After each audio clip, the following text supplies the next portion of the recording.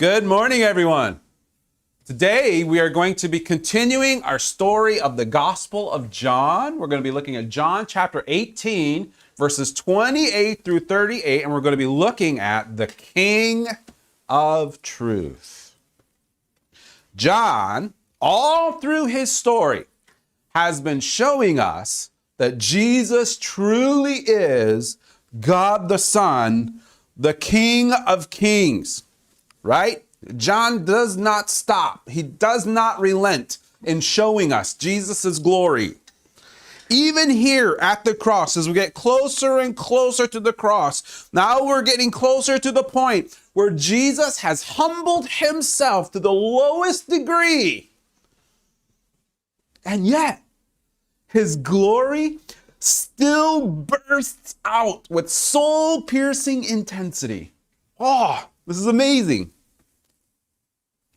So for the last few weeks, we've been seeing how Jesus is willing to let himself be taken by his supposed captors, right? In the Garden of Gethsemane, he let them take him. For hours, the Jewish leaders, this is still all happening in one night. For hours, that whole night, the Jewish leaders are trying to find some way that they can place some kind of accusation and make it stick, but nothing sticks. Caiaphas, the high priest, is frustrated. He's like, we have you, but yet we can't nail the coffin. And finally, in a moment of frustration, he just asks Jesus point blank, not expecting the answer he gets. Are you the Messiah? Jesus says, ego eimi, I am. And I am the King coming. Mark 14 says it like this. I love this. But Jesus held his peace and answered nothing. They're trying to accuse Jesus. Again, the high priest asks him and says unto him, art thou the Christ, the Son of the Blessed? And Jesus responds, I am. And ye shall see the Son of Man sitting on the right hand of power and coming in the clouds of heaven. Whoo! When Jesus says something, he says something. You know what I'm saying? This is amazing. Then last week, Joe shows us that while Jesus allows himself to be condemned by speaking the truth, Peter tries to avoid being condemned by speaking lies. While Jesus says, I am not, I am, Joe reminds us that Peter keeps saying, I am not. That was pretty good. That was pretty heavy. 3 times, Peter betrays Jesus by denying that he knows him. And then the rooster crowed. Jesus and Peter's eyes meet. And yet Jesus gives Peter the grace that he does not deserve. He gives him mercy and kindness. Jesus, even at this moment, is doing much more than just forgiving Peter. Think about this. Jesus is not just forgiving Peter right here. He is actually going to the cross to pay, to bear the judgment of what Peter just did against Jesus. He is paying the punishment. He is going to the cross to take the place of Peter. It isn't just forgiveness, it's full debt payment that Jesus is providing for Peter. It's not just Peter, it's us. Jesus does the same thing for us too.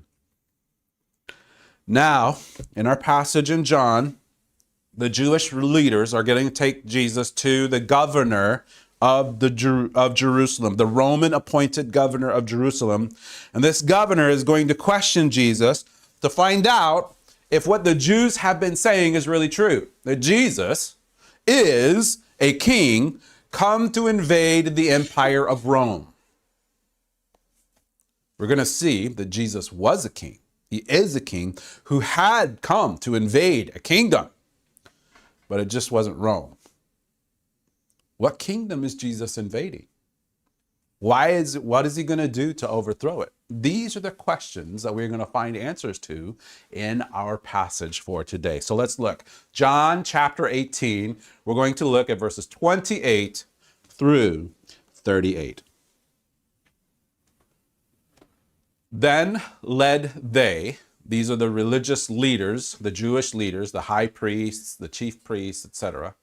Then led they Jesus from Caiaphas unto the hall of judgment. This is the Roman hall of judgment. And it was early.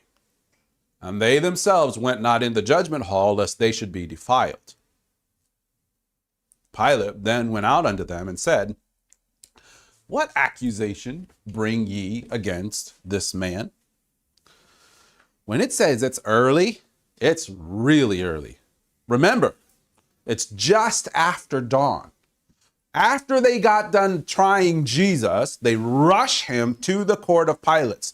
It's still like early in the morning, just not long after the rooster had started crowing. I'm sure that's a sound Peter doesn't mind to ignore for the rest of his life, right?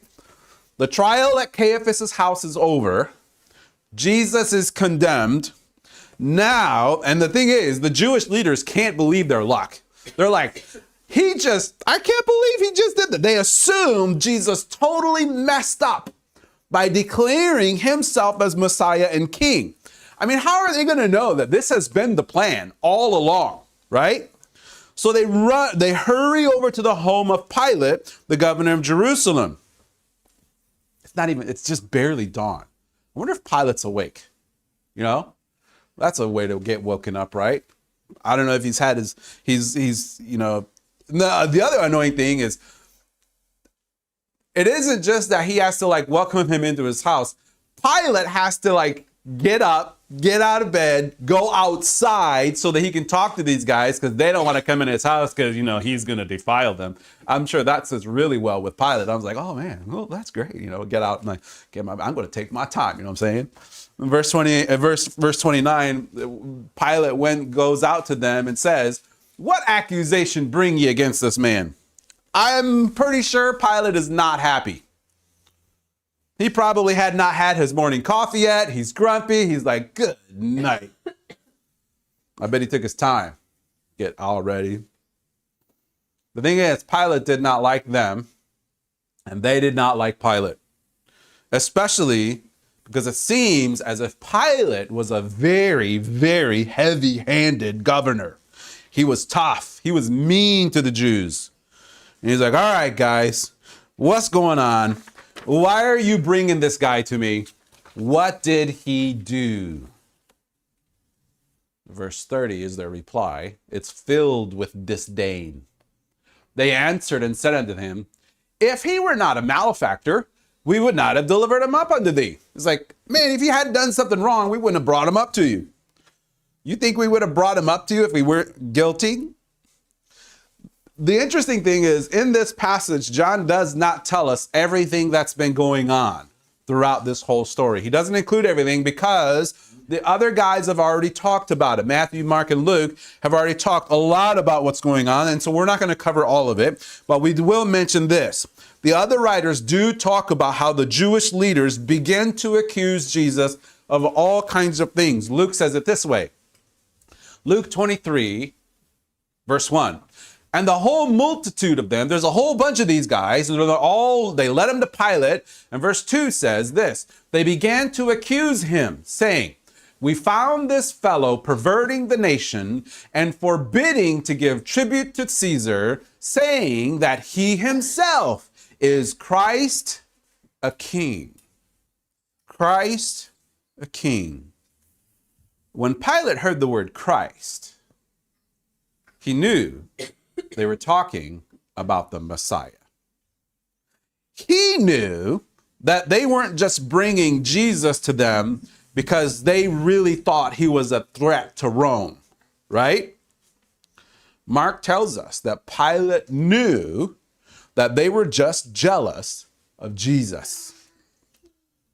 When they mention that he is the Christ, the Messiah, a king, All the pieces fit cleanly together. They just want to get rid of this guy because he's taking over everything and they're jealous of him. They're envious of him. They do not like this man, so they're trying to get rid of him. So Pilate says, why are you putting your problem on me? You guys take him. You think he's the Messiah. He's your problem. You deal with it. Verse 31. John 18, verse 31. Then said Pilate unto them, take ye him and judge him according to your law. The Jews therefore said unto him, it is not lawful for us to put any man to death. There it is. There's the real reason they bring Jesus to Pilate. They want Jesus dead. They don't want to just stone him either. It is true that technically they were not allowed to put anyone to death. But they did not have any problem with stoning someone later on. We're going to see in Acts that that they had no problem stoning Stephen, right? That was not an issue. But here, they are wanting Jesus to go through the worst death possible. This is how much they hate Jesus. This is how bitter they are and how envious towards Jesus they are. They want him to go through the worst death possible, the shame and agony of a crucifixion. And that could only be done by the Romans. This was the plan all along.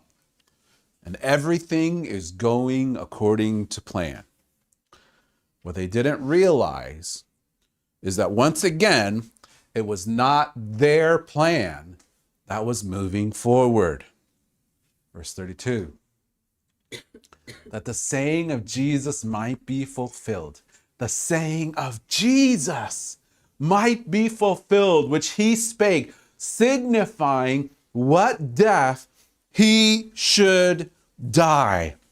This is exactly what Jesus said before he and the disciples headed to Jerusalem. Do you remember that moment where Jesus is about ready to go to Jerusalem and he calls his disciples together and he says, guys, we're going to Jerusalem. And here's why. Matthew 20:18. Fellas, we go up to Jerusalem and the Son of Man shall be betrayed, there's Judas, unto the chief priests and unto the scribes, and they shall condemn him to death. So far, the plan is continuing. Moving on. And shall they, the chief priests and scribes, shall deliver him to the Gentiles, here's what's coming, to mock and to scourge and to crucify him. And the plan finishes, and the third day he shall rise again. Everything is going according to plan. This has been the plan all along. Jesus came to Jerusalem to be crucified. But why? Why would Jesus be crucified? Why was it important that he would be willing to go through something as horrible as being lifted up on a cross, to be shamed and to endure such torture and suffering? Well, he actually told us why.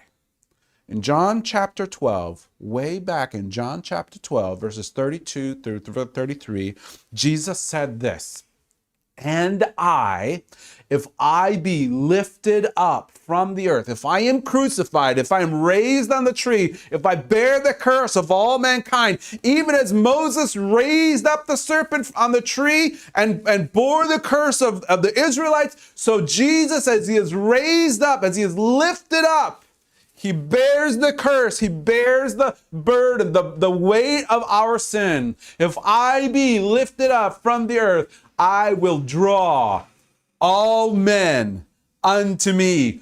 This is why Jesus is willing to endure the crucifixion, to draw us to himself. This is amazing. This is Jesus accomplishing, finishing what he started out to do, accomplishing the great mission of redemption. He's taking the sin of Peter's betrayal and he's putting it on himself. He's taking his disciples' abandonment of him and he's putting it on himself. He's taking your sin and my sin and he's putting it on himself. He's coming to rescue people. He's coming to set us free. This is exactly what we see when Pilate starts questioning Jesus. Let's look at what Pilate asks him, verse 33. This he said, Then Pilate entered into the judgment hall again and called Jesus. So Pilate, after he goes outside, he hears everybody like accusing him and all this stuff. And then he's like, oh man, he's your guy to deal with. You deal with him. And they're like, no, he needs to be put to death. It's like, all right, fine, whatever. He goes inside, calls Jesus into the judgment hall where he's going to question Jesus. He calls Jesus and says to him, art thou the king of the Jews? What's Jesus' answer? Jesus answered him, sayest thou this thing of thyself, or did others tell it thee of me? Jesus is asking a very interesting question. He's saying, hey, Pilate, is this something that you want to know specifically for yourself as the governor of Rome?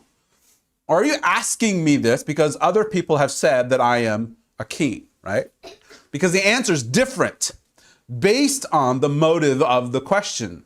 Jesus is going to speak the truth depending on the question that is being asked. So he's asking Pilate to clarify. If Pilate is asking of myself as the governor of Rome, are you a threat to Rome? Are you coming as a king to attack or to somehow overthrow Rome in this area? Then Jesus' answer would be no. But if others tell it of you, if you are asking me if what these guys have been telling you about me, that I am the Messiah, the King of Jews, then that answer is yes. So Jesus is asking for clarification. 35, we find Pilate's motive by his answer. Pilate answered, am I a Jew? It's like, there you go. There's your answer. Am I a Jew? Thine own nation and the chief priests have delivered thee unto me. What hast thou done? Pilate really doesn't care about the motive of the question. He's just kind of like, look, am I a Jew in the context of, I don't know why you guys do the things that you do. Y'all are crazy. That's kind of his aspect of it. Why would I involve myself in your matters? So there's your answer. He wants to know why Jesus is called the Messiah, the King of Jews. But the other thing is this. Pilate's like kind of blown away here. The Jews hated Rome getting involved in their life, right? I mean, think about why Caiaphas is the high priest instead of Annas. Caiaphas was like shoved onto the Jews. They hated having Rome getting involved. And now this is the most unheard of thing where the Jews are asking Rome to get involved in their affairs. And Pilate's kind of blown away by this. Man, what did you do? Like, you must have really messed up big time, man. Because like these Jews, they do not do this. So whatever you did, it was bad enough for them to want us to get involved in what's going on here. He's genuinely intrigued by the hate that the Jews have toward Jesus. What in the world have you done? So Jesus tells him. He tells him by revealing who he is. Verse 36. Jesus answered, my kingdom is not of this world.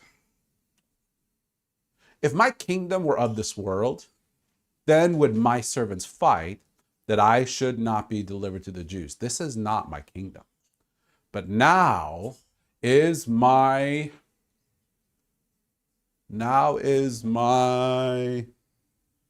kingdom not from hence. My kingdom is not this physical world. My kingdom is not from here. Jesus reveals that he is a king. But his kingdom is different. It's not tied down to this world. Jesus' kingdom is far greater than a physical, material kingdom. His kingdom is beyond the limited powers of this world. If Jesus' kingdom was only tied to this world, then they would fight. Those who followed him and those who belonged to him would fight with everything they had to protect their king. The thing is, Jesus doesn't need protecting. He's never needed protecting. Jesus has had no problem with needing protection. Verse 37, Pilate says this, Pilate therefore said unto him, art thou a king then? You're a king? Jesus answered, thou sayest that I am a king. You're spot on. To this end was I born, and for this cause came I into the world, that I should bear witness unto the truth. Everyone that is of the truth heareth my voice. Pilate had a hard time seeing that this man standing in front of him, bruised and beaten by the Jewish soldiers, dripping with sweat from the stress of praying in the Garden of Gethsemane, this man standing before me, a shamble of a man, you tell me that you are a king. You're serious.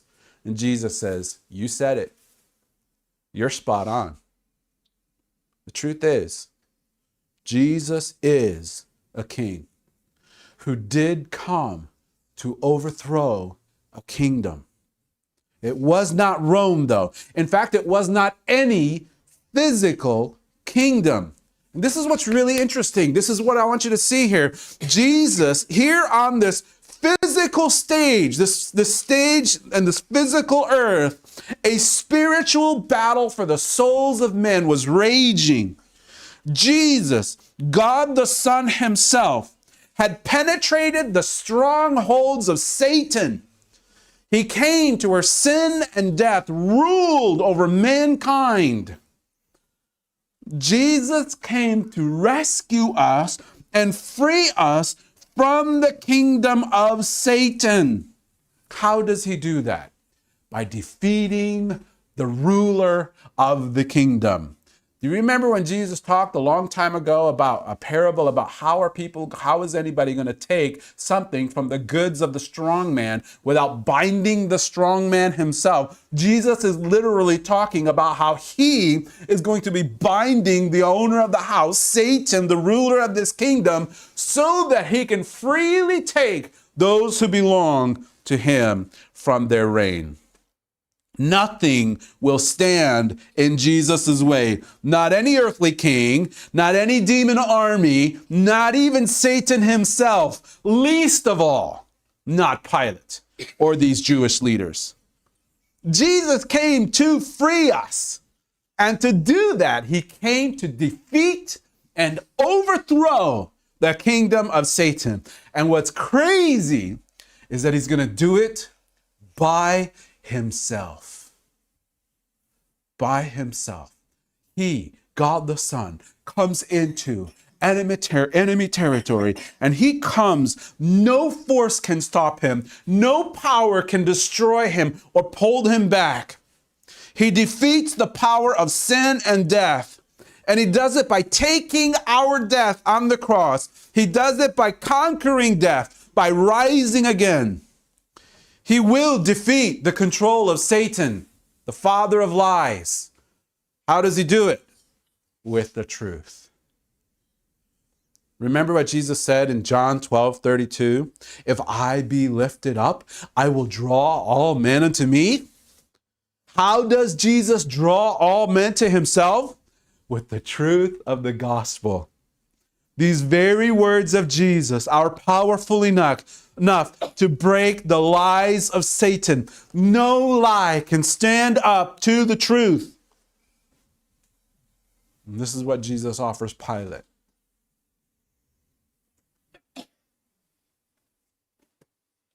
Pilate responds in the most unfortunate way possible.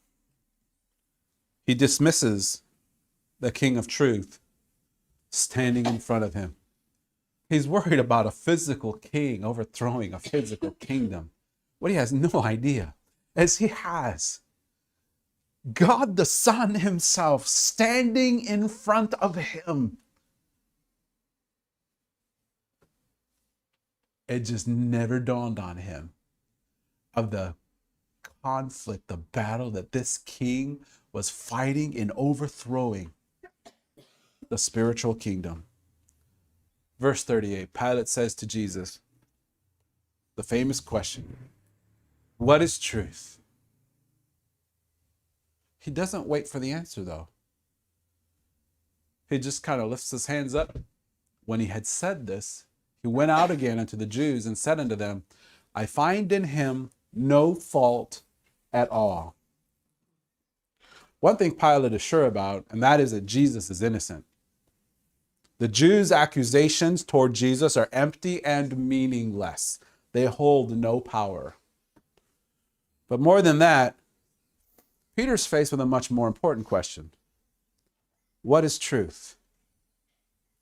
If we would have stopped and waited for an answer, maybe the things that Jesus has said previously would have come again, where he says, I am the truth, the way, and the life. No man cometh unto the Father but by me. What's mind-blowing is that as Jesus is asking this, Pilate is standing in front of the very one who does not just have the answer to his question. Jesus himself is the answer to his question. Jesus is the truth. Sometimes we pursue truth, and the truth is standing right in front of us, but we don't wait for the answer to come. Pilate asked the question, but he did not wait for the answer. My question for us is this: how will you respond to the truth? Will you be willing to let Jesus speak to you about himself in your life? Or will you ignore, walk away, not wait for Jesus to respond?